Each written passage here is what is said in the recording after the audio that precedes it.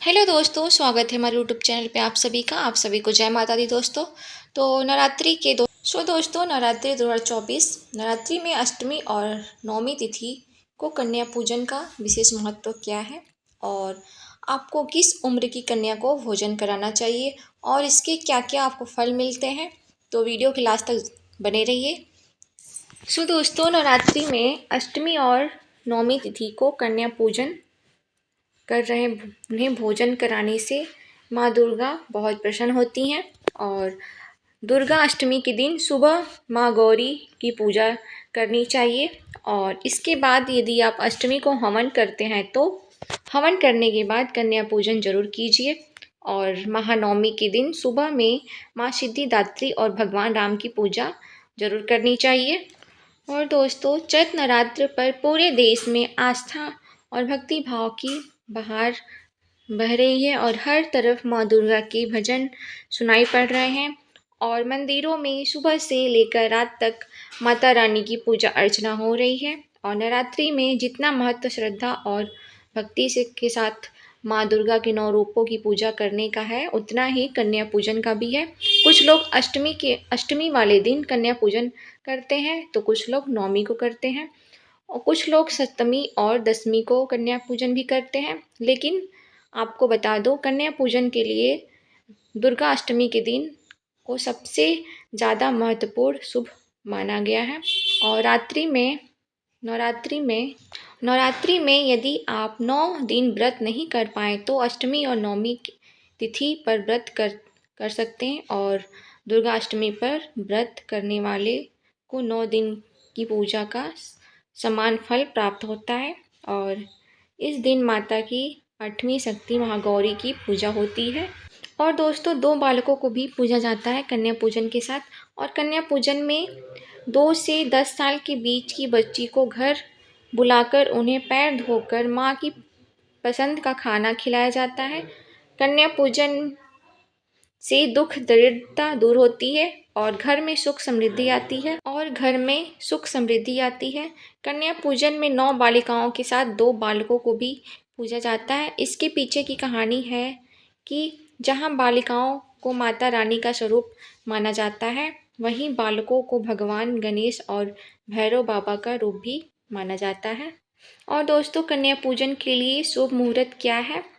और चैत्र नवरात्रि की महाअष्टमी तिथि का आरंभ 15 अप्रैल 2024 को दोपहर 12:11 से शुरू हो रहा है और जिसका समापन 16 अप्रैल को दोपहर 1:23 पर होगा। और हमारी उदया तिथि के अनुसार 16 अप्रैल को अष्टमी मनाई जाएगी और इस दिन सुबह 11:55 से दोपहर 12:47 तक अभिजित मुहूर्त में कन्या पूजन करने का विशेष मुहूर्त है, शुभ है। और इस बार महानवमी 16 अप्रैल को दोपहर 1:23 पर आरंभ होगी और 17 अप्रैल को दोपहर 3:24 पर समाप्त होगी। और उदया तिथि के अनुसार 17 अप्रैल को महानवमी मनाई जाएगी और महानवमी के दिन कन्या पूजन के लिए शुभ मुहूर्त है। सुबह 6:27 से लेकर सुबह 7:51 तक का शुभ मुहूर्त है। और दोस्तों कन्या पूजन की विधि क्या है? तो पहला, कन्या पूजन के लिए एक दिन पहले सभी कन्याओं को आमंत्रित कर दें और कन्या पूजन के दिन 9 से अधिक कन्याओं को आमंत्रित बुलाना शुभ होता है। और कन्या पूजन के लिए हलवा और पूरी का प्रसाद तैयार करें और कन्या पूजन और बटुक घर आ जाएं और तो उनका जल से पैर धोएं और उनके चरण को स्पर्श करें और इसके बाद माथे पर अक्षत, फूल और कुमकुम लगाएं। फिर उन्हें स्वच्छ समान आसन पर बैठाएं। इसके बाद कन्याओं को और लड़कों को कलाइयों में मौली बांधें।